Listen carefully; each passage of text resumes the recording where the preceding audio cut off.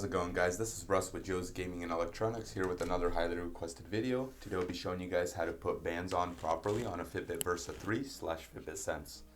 So what we're going to do is we're going to take the bands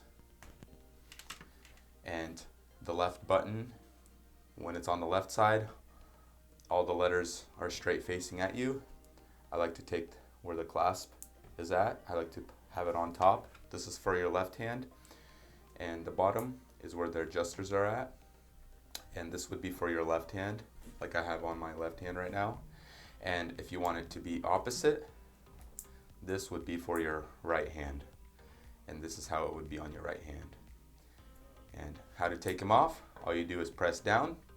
Really simple and easy, unless you have a lot of gunk in there. Once you have a lot of gunk in there, you got to go with alcohol, make sure to clean it out, and then just clap it down and they come out. And that is how you replace bands on a Fitbit Versa 3/Sense unit. Thanks for watching, guys. We'll see you in the next one.